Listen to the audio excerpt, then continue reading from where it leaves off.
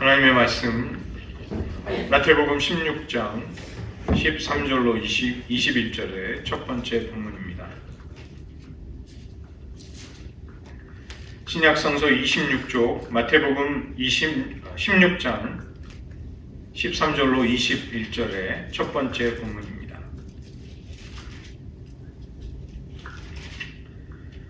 마태복음 16장 13절부터 21절까지를 저와 여러분이 번갈아서 교독하시겠습니다. 예수께서 빌립보 가이사랴 지방에 이르러 제자들에게 물어 이르시되 사람들이 인자를 누구라 하느냐? 그런데 더러는 세례요 더러는 엘리야 어떤 하느냐 선지자니라 하이다. 이르시되 너희는 나를 누구라 하느냐? 시몬 베드로가 대답하여 가로되 그리스도는 그리스도시요 살아계신 하나님의 아들이십니다. 예수께서 대답하여 이르시되 바요나 시몬아 내가 복이 있도다. 이를 내게 알게 한 이는 혈육이 아니요 하늘에 계신 내 아버지시니라. 또 내가 이르노니 너는 베드로라. 내가 이 반석에 내 혀를 세우리니 온배의 권세가 이기지 못하리라. 내가 천국 열쇠를 내게 주리니 내가 땅에서 무엇이든지 매면 하늘에서도 매일 것이요 내가 땅에서 무엇이든지 풀면 하늘에서도 풀리리라 하시고 이에 제자들을 경계하사 자기가 그리스도인 것은 아무에게도 이르지 말라 하시니라. 함께 읽겠습니다. 이때로부터 예수 그리스도께서 자기가 예루살렘에 올라가 장로들과 대제사장들과 서기관들에게 많은 고난을 받고 죽임을 당하고 제3일에 살아나야 할 것을 제자들에게 비로소 나타내시니. 두 번째 본문입니다. 17장 22절과 23절을 같이 한 목소리로 봉독하시겠습니다. 갈릴리에 모일 때 예수께서 제자들에게 이르시되 인자가 장차 사람들의 손에 넘겨져 죽임을 당하고 제3일에 살아나리라 하시니 제자들이 매우 근심하더라. 기도하시겠습니다. 하나님 아버지, 비로소 이제 십자가로 가까이 가신 주님이 순환과 부활을 예고하시며 진정으로 자신이 메시아로 오신 그 사명과 목적을 제자들에게 가르쳐 주시고 그 제자들을 준비시키시는 주님의 섬세한 사역을 또 공생애를 저희들 살펴봅니다. 주님, 우리들도 준비시켜 주시고 지금 저희들 비록 믿음이 부족하고 깨달음이 연약하나 저희가 더욱 성령으로 충만하여서 하나님의 귀하신 뜻을 이어받아 이 땅에서 하나님의 나라를 확장해가고 그 하나님 나라 속으로 고통받는 방황하는 많은 영혼들을 함께 데리고 하나님의 은총 가운데로 나아갈 수 있는 우리 모두가 되게 하여 주시옵소서. 모든 말씀 예수님의 이름으로 기도드립니다. 오늘 이 시간 저희들은 마태복음 16장 13절부터 17장까지를 같이 살펴보도록 하겠습니다. 이 단락부터 이 복음서에서 여행 기사라고 불리는 단락이 시작이 됩니다. 어느 부분이냐면 마태복음 16장 13절 오늘 저희가 읽기 시작한 그 구절부터 20장 34절까지, 그리고 보통 성서학에서는 누가복음 9장 51절부터 19장 44절에 이르는 그 많은 부분을 여행 내러티브라고 그렇게 부릅니다. 혹은 십자가로 예루살렘으로 가시는 예수님의 여정, 이렇게 부르는데 이 부분이 굉장히 의미 있고 중요한 부분입니다. 예수님이 이제 십자가로 본격적으로 가까이 가시는 때가 되셨을 때부터 뚜렷한 예수님의 공생의 특징이 발견이 됩니다. 그때부터 예수님은 대중사역, 수많은 사람들을 이렇게 고치고 귀신을 쫓아내는 그런 종류의 사역보다는 제자들에게 집중하시는 쪽으로 예수님의 공생애가 많은 시간이 할애가 되고 거기에 예수님의 모든 어떤 이 땅에서의 시간과 자원들이 거기에 쓰이는 것이죠. 그것이 예수님께는 아주 중요하고 예수님은 전략적으로 그렇게 하신 것입니다. 그냥 아무렇게나 시간을 그렇게 쓰신 것이 아니라 이제 십자가까지의 남은 시간, 예수님이 공생애에서 그 사역을 하실 수 있는 시간이 한정되어 있기 때문에 예수님은 제자들을 집중적으로 준비시키시고 계십니다. 진리가 양을 무시할 수는 없습니다. 그러나 질이 굉장히 중요할 수밖에 없는 것이죠. 그러니까 우리가 예를 들어서 우리가 이제 우리가 신앙의 도약을 한다든가 위기를 뚫고 나간다든가 뭐 한 가정이 이렇게 어떤 어려움을 극복하고 더 나은 가정이 된다든가 국가 공동체가 위기를 극복한다든가 이제 이렇게 할 때 우리가 이제 올바른 것을 붙들고 올바른 진리를 사수하는 것 이제 이것은 중요한데 문제는 이제 거기에 깊이나 무게감이 있어야 그 위기를 뚫고 나갈 수가 있는 것이죠. 우리가 이제 영어로는 breakthrough라는 말을 쓰잖아요. 어떤 위기를 돌파할 때 뭐가 필요할까? 이제 저도 이제 목회자로 뭐 어려움도 겪어보고 시간이 지나면서 느끼는 생각은 뭐냐면 우리가 이제 올바른 것을 믿고 있어요. 성경의 진리를 붙들고 있고 성령님을 의지하고 있고 또 뭐 이제 저희 교회 같은 경우는 온전한 바른 신학을 가지고 있는 교단에 소속이 되어 있는 것이죠. 그러니까 우리가 방향성에 있어서는 올바른 것을 붙들고 있습니다. 그러나 거기에서 그치지 말아야 할 것은 우리가 붙드는 진리가 얼마나 확고하고 얼마나 뜨겁고 그게 어떤 퀄리티를 가지느냐 이제 이 문제가 또 있는 것입니다. 그래야 우리가 고난이나 인간의 모든 연약함 또 죄악과의 싸움에서 그걸 뚫고 나가는 힘이 이제 생기는 것이죠. 그러니까 그런 면에서 예수님은 제자들을 이제 준비시키십니다. 제자들이 지금은 깨닫지 못해도 하나님 나라의 비밀을 제자들에게 이렇게 계속해서 교육시키면서 그들이 성령을 받으면 지혜와 계시의 영이신 성령님 파라클레토스가 예수님이 말씀하시고 가르치신 모든 것을 생각나게 해주시는 그 성령님이 이제 그들을 인도하실 것이기 때문에 예수님은 멀리 내다보시면서 수많은 대중을 하나님의 사랑으로 섬기고 그들이 하나님의 나라에 들어올 수 있도록 돕는 역할도 물론 소중한 것이지만 제자들에게 집중을 하십니다. 그 소수의 제자들 성령에 이끌려 성령이 이끄시는 대로 행할 수 있는 불과 12명의 사람들이 준비됨으로써 하나님의 나라의 그 엄청난 일들은 역사 속에서 끊어지지 않고 이루어질 수 있는 것입니다. 저희 교회도 뭐 이렇게 사람이 적다고 위축이 될 것이 아니라 우리들 한 사람 한 사람이 그리스도의 몸을 이루고 있는 우리가 이제 진리에 서 있다면 내가 얼마나 확고하게 얼마나 분명하고 뜨겁게 하나님을 사랑하고 그 진리를 이제 끝까지 고수하는 것 이런 문제가 있는 것이죠. 이 마태, 마가, 누가를 또 이 비슷한 관점을 가지고 있다고 해서 공관복음이라고 부릅니다. 예수님의 순환에 관한 관점이 같은 입장을 취하기 때문에 그래요. 예수님이 베들레헴에서 탄생하시고 나사렛에서 성장하시고 갈릴리에서 사역하시다가 예루살렘으로 올라가셔서 십자가의 죽음과 부활을 경험하게 되시는 그런 단선적인 그런 구조가 이 마태, 마가, 누가 복음의 구조입니다. 그런데 요한복음에는 예수님이 유월절을 3번 맞이하시는 예루살렘의 유월절을 맞이하러 3번 가신다는 기록이 나와요. 요한복음 2장, 6장, 11장에. 그래서 이것을 근거로 해서 예수님의 공생애가 3년이라는 계산이 이 요한복음을 통해서 나오는 것입니다. 예수님은 유월절 때문에 예루살렘에 가셨다가 또 내려가셨다가 또 예루살렘으로 올라가시는 일을 3번을 하십니다.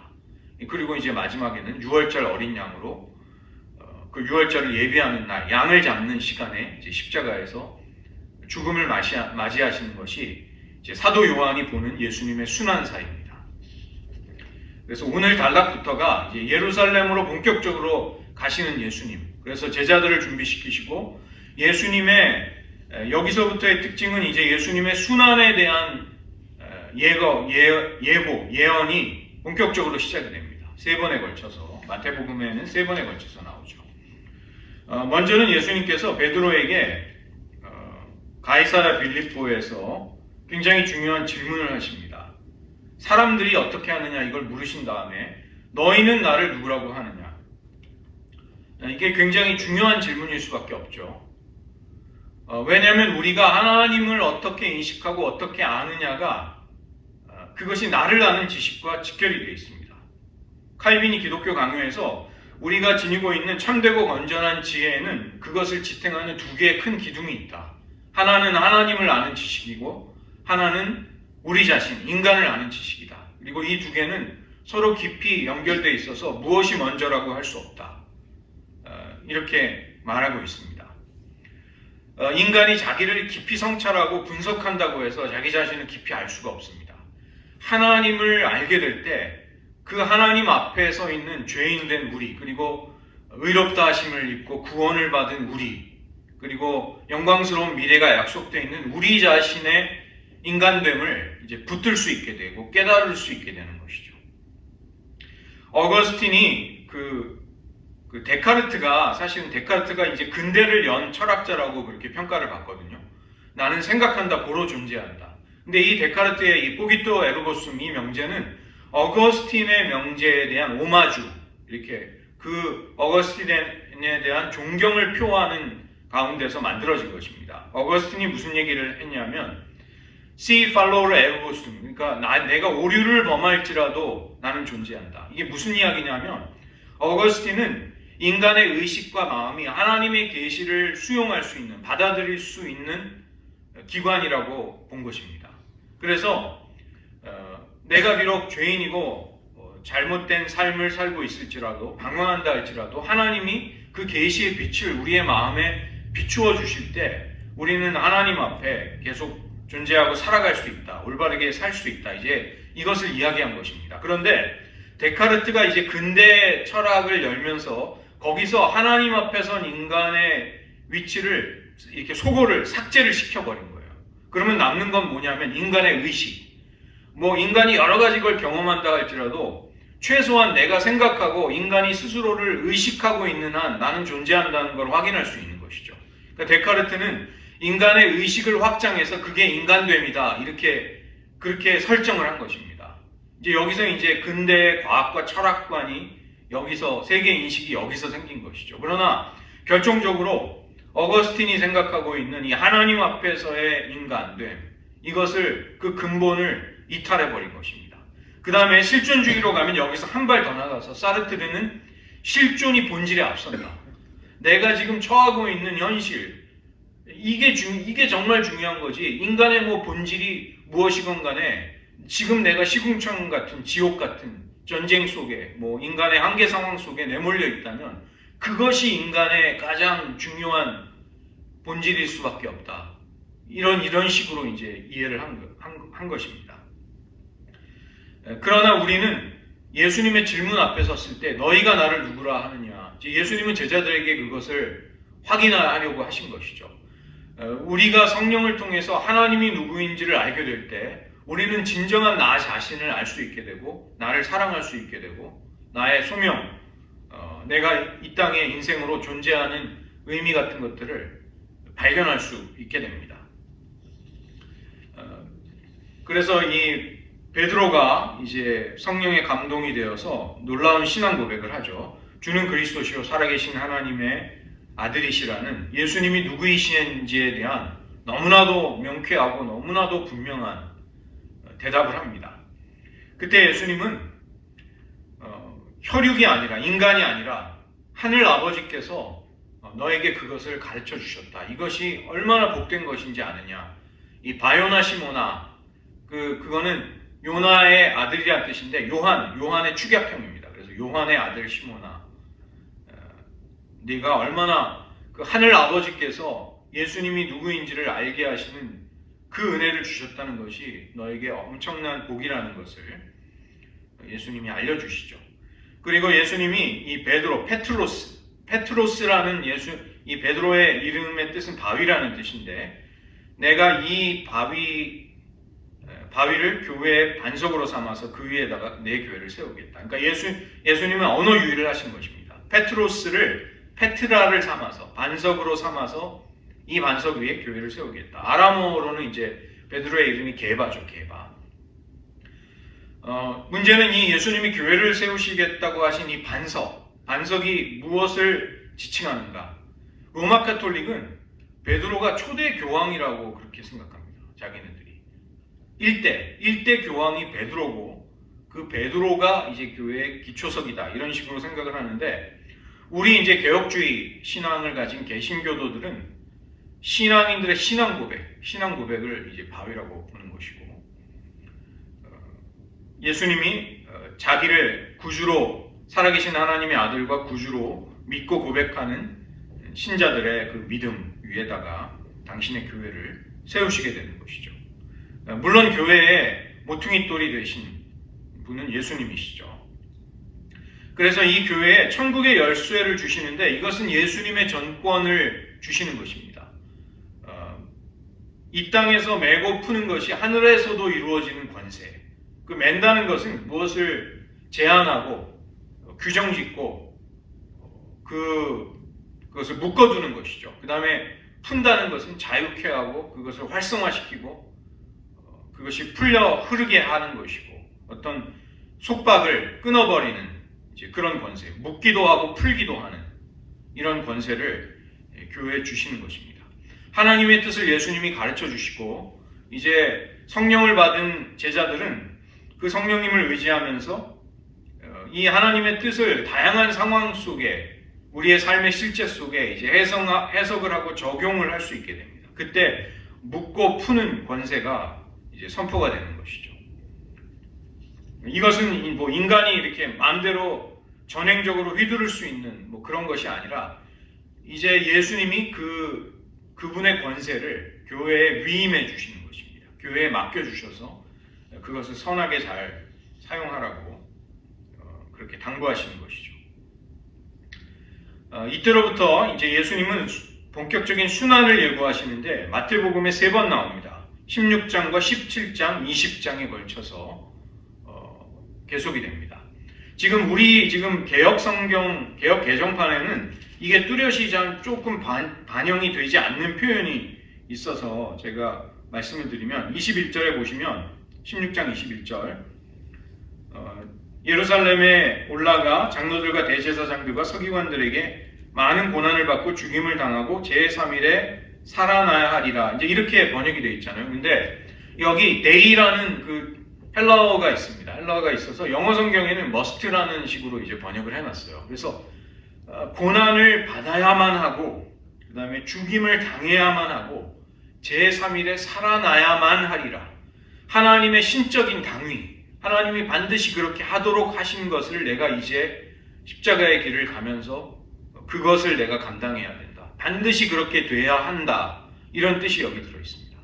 그 다음에 두 번째 그 순환 예고 17장 22절에 보시면 인자가 장차 사람들의 손에 넘겨져 죽임을 당하고 제3일에 살아나리라. 이렇게 지금 번역이 되어 있어요. 근데 여기에는 또 멜로라는 그 헬라어 동사가 있는데 이것은 곧 그렇게 된다. 모든 것이 무르익고 다 준비가 되어서 이제 바로 그렇게 된다라는 긴박한 뜻을 가지고 있습니다. 이제 그것이 약간 한글로 번역이 될 때는 좀 밋밋하게 번역이 됐지만 이제 예수님이 인자가 장차 사람들의 손에 넘겨지는 일, 이것이 임박했고 이게 그 일이 이제 곧 일어날 수밖에 없다. 이게 마치 눈사태가 일어나기 전에 그 엄청난 눈이 쌓여서 그냥 엄청난 무게가 휘몰아치는 것처럼 그 직전이다. 이제 이런 긴박함을 가지고 그렇게 예수님이 말씀하시는 것입니다. 내가 이제 곧 장차, 여기 장차라고 번역이 돼서 장차, 멀리, 언젠가 그런 뜻이 아니라 곧 이제라도 금방 임박한 이 일이 나에게 일어날 것이다. 예수님이 이제 그렇게 자신의 순환을 그게 얼마나 가까웠는지를 예수님이 느끼시면서 말씀하시는 것이죠. 그리고 이제 20장에는 세 번째로 다시 한번 순환을 말씀하십니다. 이 순환에 대한 예고를 예수님이 아주 진지하게 하시는 이유는 이것은 제자들이 이제 앞으로 가야 할 길입니다. 물론 예수님은 메시아로서 그분만이 감당하셔야 될 사명을 가지고 그 길을 가시지만 제자들이 이제 가야 할 길이 되는 것이죠. 그리고 이제 역사 속에 출현하는 에클레시아, 교회가 예수님이 이 반석 위에 세우시겠다고 하신 그분의 교회가 이제 뒤따라가야 할 길이 주님이 가시는 예루살렘으로 가시는 그 고난의 길이 되는 것이죠. 교회가 이제 만들어지기 때문에 이 역사 속에 오순절을 통해 이제 교회가 나오기 때문에 그 교회가 이제 어떻게 주님의 뜻을 따라 행해야 하는가, 이것을 무엇을 통해 기준을 삼고 어떻게 가늠해야 하는가, 그게 십자가의 길이 바로 기준이 된다는 것입니다. 예수님이 어떤 마음과 어떤 동기와 어떤 태도로 그 십자가로 가셨는가, 그것이 교회가 살아가고 모든 것들을 결정하고 행동하려고 할 때 그것이 우리의 기준이 되고 선례가 되고 모본이 되는 것이죠. 우리는 그 길을 따라가는 것입니다. 뭐 세상의 가치, 아니면 뭐 우리의 이익, 뭐 아니면 사람들이 칭찬하는 것, 우리는 그런 길을 쫓는 자들이 아니라 주님이 십자가로 가셨을 때 왜 그 길을 가셨는가? 무슨 마음을 가지고 가셨는가? 아버지께 왜 그런 선택에 아버지의 뜻을 그분이 자신의 선택으로 받아들이셔서 왜 그 길을 가셨는가? 우리는 그것을 헤아리면서 우리도 그것을 가는 것이고, 우리가 신앙생활을 하는 원칙도 여기에 있습니다. 우리가 뭐 여러 가지 관계와 일들 속에서 어떤 행동과 어떤 선택과 마음과 생각을 품어야 하는가? 주님이 십자가로 가실 때 어떤 마음가짐과 동기를 가지고 가셨을까? 그것이 우리의 이 가치, 척도를 기준을 결정하는 것이죠. 그런데 예수님이 이제 자신이 가셔야 될 진정한 그 길을, 메시아의 비밀을 더 깊은 부분들을 이제 말씀해 주시고 가르치시자마자 놀랍게도 베드로가 그 길을 가시지 말라는 엉뚱한 반응을 합니다. 그래서 너는 나를 넘어지게 하는 자로다. 지금 바로 조금 전에 바요나 시몬아 내가 복되도다. 혈육이 아니라 하늘 아버지께서 너에게 메시아가 누구인지를 알려주셨다. 이 베드로는 신성한 계시를 받은 사람입니다. 그런데 지금 갑자기 획 돌변해가지고 주님의 십자가의 길을 대적하는 자가 되는 거예요. 스칸달로. 예수님의 그 십자가로 가는 예루살렘으로 올라가시는 그 길에 걸림돌이 되는 것이죠. 그 반석이 걸림돌이 되는 것입니다. 그러니까 우리가 자신할 수 없는 것은 뭐 내가 이 정도 신앙생활했고 뭐 경건하고 기도생활하고 있고 뭐 성령 체험했고 뭐 이 정도 내가 경력을 쌓았고 다 소용없습니다. 그런 거 절대 의지하면 안 되고 믿을 수 없습니다. 우리가 성령과 은혜에 사로잡히지 않으면, 그런 보호막이 없으면 우리는 넘어지고 실족하는 사람들입니다. 신앙인들이 정말 이해할 수 없는 엄청난 이상한 행동들을 막 합니다. 교회가 막 분열하고 싸울 때 보면 그런 일들을 하고 우리는 깜짝 놀라죠. 다른 타인의 혹은 내 안에 있는 그런 모습들에 대해서. 그러나 사실은 그게 인간의 이제 본질 속에 있고 우리의 자화상의 한 부분입니다. 반대도 가능하죠. 반대. 사도 바울을 보시면 교회를 핍박하고 성도들을 스데반이 순교를 당할 때 그 옷을 지키고 가편 투표를 하고 가하다는 투표를 하고 교회를 핍박하고 잔멸하려고 쫓아다니던 그 핍박자가 하나님의 손에 사로잡혀서 사도가 되죠. 그러니까 우리가 그런 하나님의 은혜를 사모하고 이제 그것을 의지하는 것이 우리에게는 말할 수 없이 중요하죠. 그 다음에 예수님은 제자도에 관한 가르침을 이때부터 주십니다. 주님의 뒤를 따르는 것, 이제 그것을 말씀하시죠. 16장에 누구든지 나를 따라오려거든 24절에서 자기를 부인하고 자기 십자가를 지고 나를 따를 것이니라. 이 자기를 부인한다는 것이 무엇일까요? self denial. 이것은 자기를 송두리째 부정하는 것과는 다릅니다. 이 부정한다는 것은 나의 어떤 진실한 소원, 나의 갈망, 나의 가치, 나의 존귀함, 하나님이 주신 가능성, 이런 것들을 송두리째 부정해버리는 것입니다. 그게 자기 부정이에요. 그러나 이것은 결코 신앙인의 태도가 되어서는 안 되죠. 왜냐하면 하나님이 우리를 어떻게 사랑하셨고 어떤 존재로 만드셨고 우리를 그분의 피로, 아들의 피로 구속하셨고 우리를 어떻게 영광스럽게 이제 하늘의 그 영광 가운데로 인도하신다는 소망, 말씀의 약속, 언약, 우리는 이것을 붙들고 있잖아요. 근데 문제는 자기를 부인해야 한다는 것은, 이것은 반대로 말하면 주님을 시인하는 것입니다. 주님이 진리이시고 주님이 절대 선이시고 주님이 옳다는 것을 긍정하는 것, 그것이 자기를 부인하는 것이죠. 그 다음에 반대로 자기를 시인한다고 하는 것은 거꾸로 주님을 부인하게 됩니다. 자기를 시인하고 그래서 여기 뒤에 나오는 구절 25절에 누구든지 제 목숨을 구원하고자 한다면, 이 자기 목숨을 구원하려고 하는 것은 자기 자신을 시인함으로써 자기를 보호하려는 혹은 자기 자아를 앞세우려는 자신의 태도를 정당화함으로써 결국은 주님을 부인하게 되는 거죠. 그래서 자기를 부인한다는 것은 나 자신보다 주님을 최우선시하는 것입니다. 그리고 이것은 우리에게 뿌리 깊이 박혀있는 죄인이 가지고 있는 자기중심성, 이것을 깨트리는 길이죠. 그래서 주님을 따른다는 것이 쉽지 않습니다. 그러나 주님을 의지하고 우리가 성령의 능력을 힘입을 때 주님을 따를 수 있기 때문에 이 길을 따라오라고 말씀하고 계십니다. 그 다음에 이어지는 변화산 사건이 나오는데요.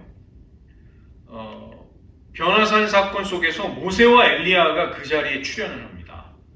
모세는 율법을 대표하는 인물이고 엘리야는 선지자들을 대표하는 사람으로 그 자리에 옵니다. 그래서 유대인들은 종말이 되면 엘리야가 재림에 대한 기대가 있었어요. 엘리야가 재림한다는 것에 대한 기대. 말라기 같은 곳에 이제 엘리야가 오리라 이제 그런 예언들이 있거든요. 근데 예수님은 이미 엘리야가 왔으나 사람들이 그를 올바로 대우하지 않고 핍박했다. 그가 선지자들이 받아왔던 핍박의 고난의 길을 갔다. 엘리야가 이미 왔다고 말씀하시면서 그가 바로 세례 요한이다. 이렇게 세례 요한의 진정한 정체를 예수님이 제자들에게 알려주시죠. 그 다음에 신명기 18장 15절에 보면 모세가 했던 그 예언이 나옵니다. 내 하나님 여호와께서 너희 가운데 내 형제 중에서 너를 위하여 나와 같은 선지자 하나를 일으키시리니 너희는 그의 말을 들을지니라. 그런데 이 변화산 사건에서 이 말이 반복이 됩니다. 이 마지막 하반절이 반복이 돼요. 17장 5절에 보시면 호련히 빛난 구름이 그들을 덮음에, 이거는 그냥 기상현상으로서의 구름이 아니라 쉐키나의 구름, 하나님의 영광의 임재 때 나타나는 그 구름입니다. 출애굽기 40장에 성막이 완성됐을 때 거기에 여호와의 구름이 하나님의 영광이 가득 차서 제사장들조차 감히 들어갈 수 없었던 그 하나님의 쉐키나의 구름, 하나님의 임재의 영광의 구름, 이제 그게 거기에 그들을 덮었을 때 이제 하늘 아버지의 음성이 들리는데 이는 내 사랑하는 아들이여 내 기뻐하는 자니 너희는 그의 말을 들으라. 너희는 그의 말을 들을지니라. 모세가 신명기 18장 15절에서 했던 그 예언의 말씀이 여기서도 다시 한번 반복이 되면서 우리가 예수님께 순종하는 것이 제일 중요합니다. 신앙에서는.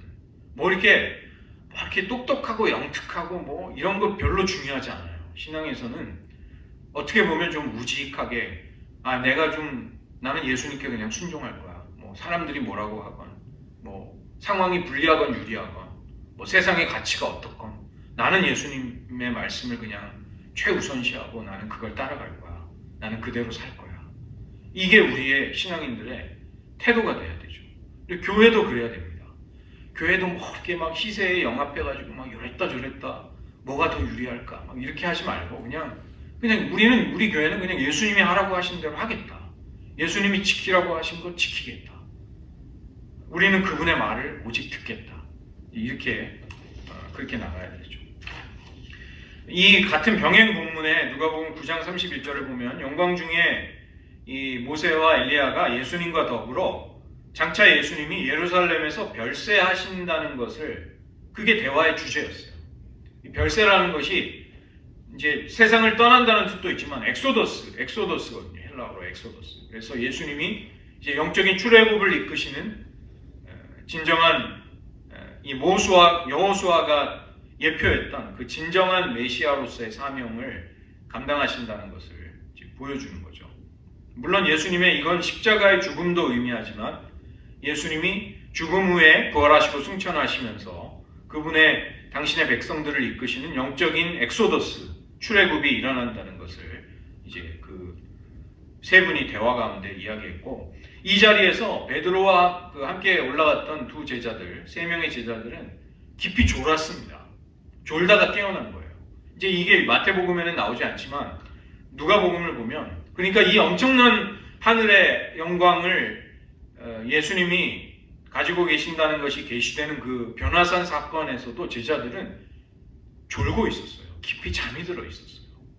그 제자들의 무지와 이해하지 못하는 모습이 사실은 여기서도 반복이 됐던 것입니다. 그 다음에 베드로는 초막을 짓고 싶어 합니다. 그러니까 그 영광에 머물기를 원한다는 것입니다. 우리가 어떤 은혜를 받으면 그게 너무 좋아가지고 너무 사실 어떤 큰 은혜를 받으면 우리의 마음이 신령한 기쁨과 평안으로 가득 차서 하나님 정말 천국이 따로 없습니다. 이렇게만 살 수 있다면 좋겠습니다. 우리는 이제 인간은 그렇게 생각하죠. 그러나 하나님은 그렇게 하지 않고 계속해서 우리를 이끄십니다. 이게 깊은 영적인 체험을 한 사람이라 할지라도 하나님은 때가 되면 그 영적인 체험을 거두어 가시기도 해요. 왜냐하면 그것에 그 하나님이 주신 선물에만 중독이 되지 않도록, 하나님이 주신 은혜는 선한 것이고 좋은 것인데 하나님보다 하나님의 선물을 더 좋아하는 거기에 메인 사람이 되지 않도록, 그래서 기프트를 주신 기버, 그것을 주신 분, 우리는 항상 거기로 향해야 되죠. 그래서 이제 나중에 가면은 그것이 있든 없든 우리는 하나님을 사랑하는 사람으로 하나님 앞에 서기를, 하나님 앞에 늘 나아가기를 이제 하나님은 원하십니다. 이 뒤에 나오는 사건이 귀신 들린 아이를 치유하는 사건이에요. 그러니까 변화산에서 제자들이 놀라운 은혜를 맛보지만 바로 산 아래에는 귀신 들린 자기 아들을 치유하고 싶어하는 아버지가 다급하게 제자들, 거기 변화산에 올라가지 않은 9명의 제자들이 산 아래에 있었잖아요. 그래서 그 제자들에게 와서 귀신 들린 내 아들을 고쳐달라고 했지만 고치지 못합니다. 그래서 누가복음 9장 37절에 보면 이튿날 산에서 내려오시니 큰 무리가 그 변화산에서 내려오는 예수님과 세 제자들을 맞이했다는 거예요. 이튿날이라는 얘기는 뭐냐면 변화산에서 있는 동안 시간은 흘러가는 것입니다. 시간이 멈춰있는 황홀경 속으로 들어가는 게 아니라는 거예요. 그 다음에 산이라는 특정한 장소, 그 아래에는 여전히 또 다른 공간, 바로 옆에 있는 공간에는 하나님의 은혜와 사랑을 필요로 하는 사람들이, 즉 제자들이 사명을 감당해야 하는 그 사명의 장소가 바로 옆에 있는 것이죠. 우리의 삶이란 게 그런 것입니다. 우리가 열심히 기도하고 은혜 받고 영적인 체험을 해도 거기에 매몰돼서 살 수는 없어요. 우리는 살기 위해서 새끼 밥 먹어야죠. 일해야죠. 애들 키워야죠. 교육도 받고 직장에도 가야 되고 바쁘게 살아야 할 삶의 요구들이 우리를 계속 따라다닙니다. 그것이 사실은 우리들의 삶이라는 것이죠. 이 수도원 같은 데 보면 세상을 버리고 수도원에 들어갔으니까 그 사람들이 유유자적하는 것 같은데 그렇지 않습니다. 그분들이 얼마나 열심히 사는지 몰라요. 새벽 3시부터 일어나서 기도합니다. 하루에 7번씩 시간 정해놓고. 진짜 살인적이에요. 물론 기도만 하는 게 아니라 막 노동하고 그런 공동체 생활을 하는 거죠. 우리가 살아가는 것보다 훨씬 타이트합니다. 수도사들의 삶이라는 것이. 심지어 봉쇄 수도원 같은데 그런 데는 들어가면 세상으로 안 나와요. 한 번 들어가면.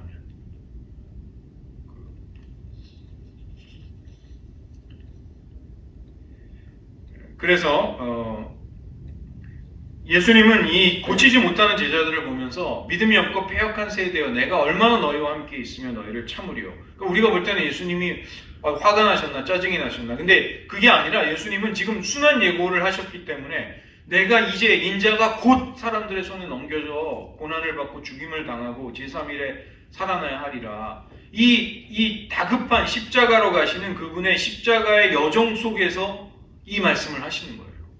내가 얼마나 너희와 함께 있으리요. 너희와 함께 있을 수 있는 시간이 이제 얼마 남지 않았다. 너희들의 믿음 없고 그 패역함을 얼마나 내가 참으리요. 여기 17장 20절에 보시면 제자들에게 너의 믿음이 작은 까닭이다. 왜 우리가 내쫓지 못했습니까? 근데 그 뒤에 이어지는 구절을 보면 만일 너에게 겨자씨 하나만큼만 있어도 산을 바다에 던지는 믿음의 역사가 나타난다. 그럼 이게 뭘까요? 믿음이 작으니까 그게 괜찮은 것일까요? 예수님은 사실상 제자들에게 너희들은 지금 겨자씨 하나만큼의 믿음도 없구나, 이런 탄식을 하시는 거죠.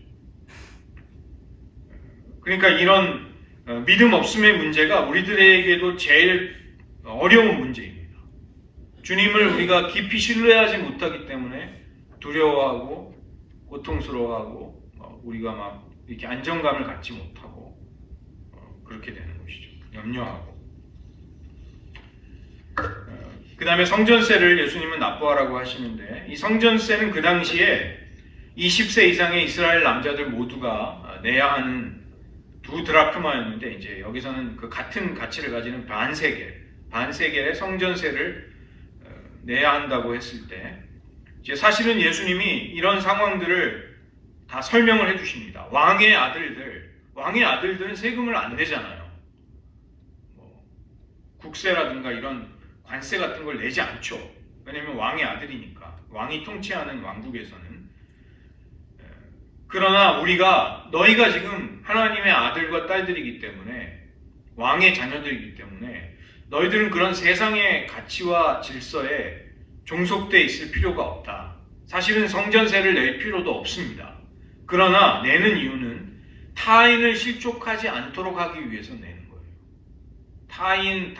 그러니까 내가 신앙의 자유가 있어도, 내가 꺼리낌이 없이 나는 신앙을 가지고 그걸 할 수 있어도, 믿음이 연약한 형제가 내가 꺼리낌 없이 하는 행동을 보고 실족할 수 있다면 그걸 안 하는 거죠. 그래서 고린도전서 8장에 보면 그 우상에게 먼저, 그 당시 고린도 도시는 모든 가축을 도축할 때 우상에게 그걸 바치는 절차가 있었거든요.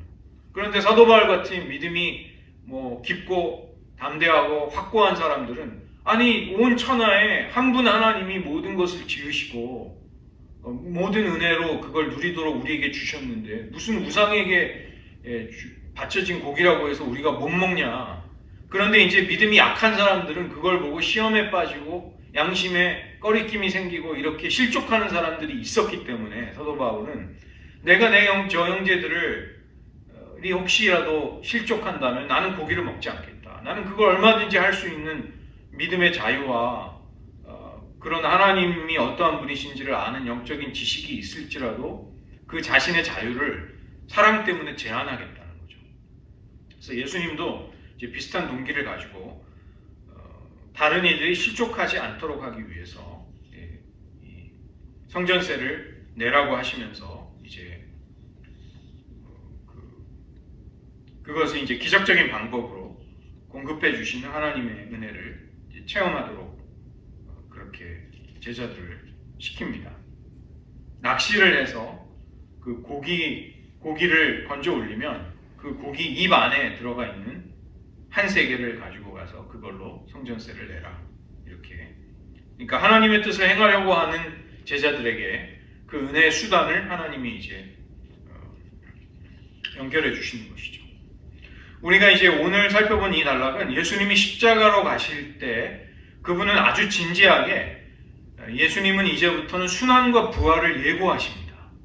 이것은 제자들이 그 예수님의 특별한 그 마음을 이제는 이해하고 그걸 따라가야 할 시점이 됐음을 의미하는 거예요. 예수님은 이제 아버지께로 돌아가셔서 그 모든 영광을 회복하시고 온 세상을 통치하시기 전에 반드시 그 길을 거쳐가셔야 할 그분의 피할 수 없는, 그리고 반드시 해야만 하는 그분의 여정이었습니다. 고난과 수치와 모욕과 죽음, 그리고 아버지로부터 무엇보다 끊어지고 외면당하시는, 버림을 당하시는 그 과정은 왕의 보좌로 오르시는 그분의 길이셨던 것입니다. 그리고 그 길이 이제 지금 그 주님을 따르는 우리들의 길인 것이죠. 저희가 오늘도 말씀을 의지해서 먼저 기도하기를 원합니다. 우리가 혈육이 아니라 하늘에 계신 아버지의 계시를 통해서 예수님이 누구신지를 알게 된 베드로라 할지라도, 그는 바로 다음 장면에서 하나님의 일이 아닌 인간의 일을 생각하시면서 예수님을 향해 십자가로 가지 말라고 하는 사람이 되는 것입니다. 이 반석 위에 교회를 세우겠다고 하신 그 베드로가 예수님을 넘어지게 하는 자, 너는 나를 넘어지게 하는 자로다. 스칸달론이 될 수 있었던 것이죠. 오늘 저희들 먼저 기도할 것은 주님, 저희가 마침 사순절도 이제 맞이하고 있습니다. 우리에게 주님의 고난과 죽으심을 더 깊이 묵상하며 깨닫게 하소서. 주님이 이제 본격적으로 제자들에게 예루살렘으로 향하는 그분의 고난의 여정을 시작하시면서 제자들에게 진지하게 순환을 예고하셨듯이 주님이 왜 그 길을 가셨는지 주님, 저희들에게도 마음 깊이 깨닫게 하여 주시옵소서. 우리들에게도 그 주님을 뒤따르는 제자도를 말씀하시는, 명령하시는 주님을 우리도 따라야 한다는 것입니다. 주님, 자기를 부인해야 할 우리들의 그 믿음의 연약한 부분들, 아직도 나를 부인하지 못하고 있는 부분들, 그래서 나를 시인함으로써 주님을 부인하고 있는 그런 영역들에 대해서 주님, 믿음의 정말 진보가 일어날 수 있도록, 승리가 일어날 수 있도록 도와주시옵소서. 주님을 따르라고 하신 그대로 제자로서 살아가고 행할 수 있는 은혜를 허락하여 주시옵소서. 잠시 먼저 기도하시겠습니다.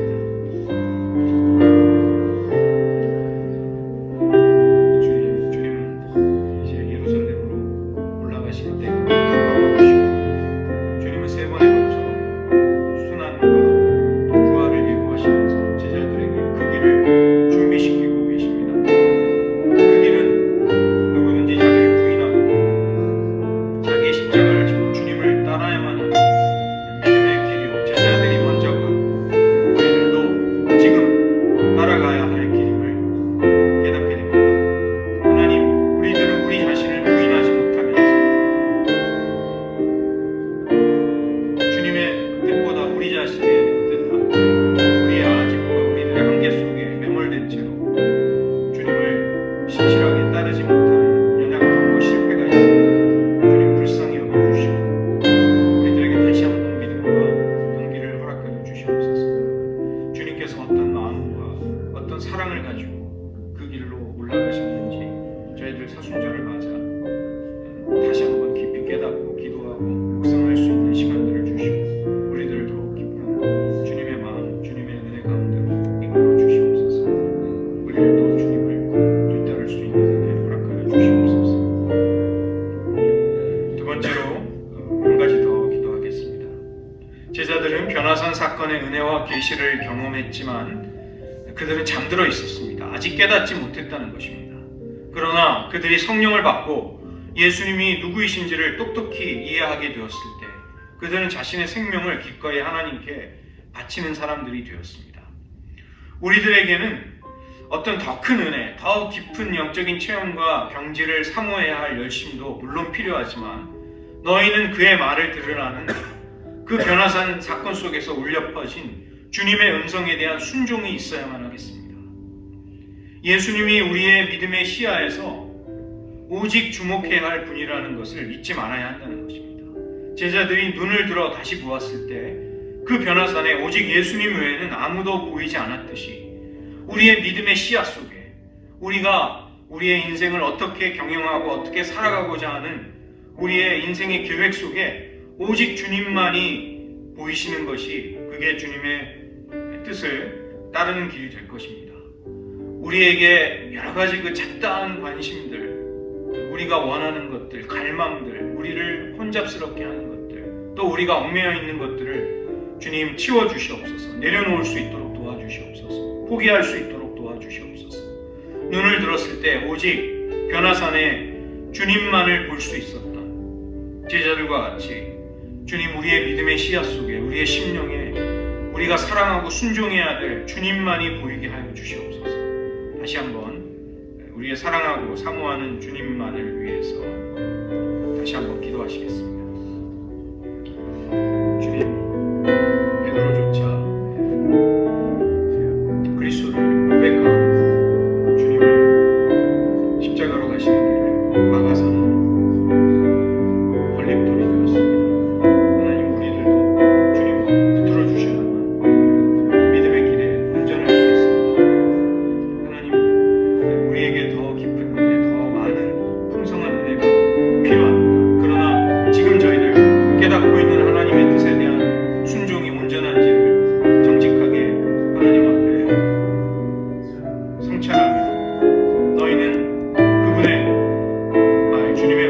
순종하라는 그 음성에 저희가 온전히 순종하고 있지 못하는 영역들이 남겨져 있지 않도록 우리들의 순종을 주님을 뜻하는 그 믿음의 발걸음을 온전케 하여 주시옵소서.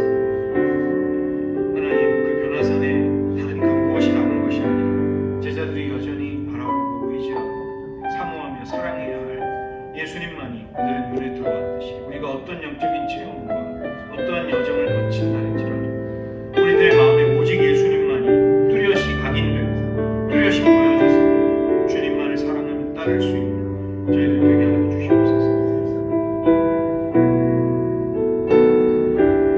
기도하겠습니다.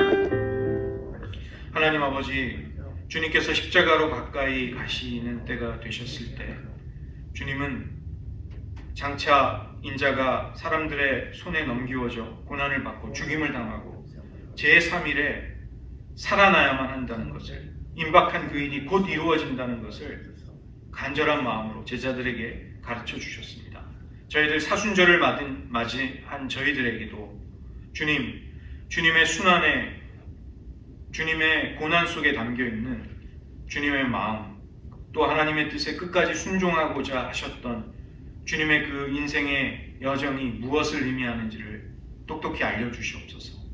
우리들 여전히 머뭇거리고 있고 우리의 뜻과 자아를 앞세우고 있고 우리 스스로를 부인하지 못해서 주님을 온전히 우리에게 맡겨주신 십자가 지고 따라가지 못하는 부분이 있다면 정직하게 우리 자신을 성찰하게 하시고 너희는 그의 말을 들을지니라.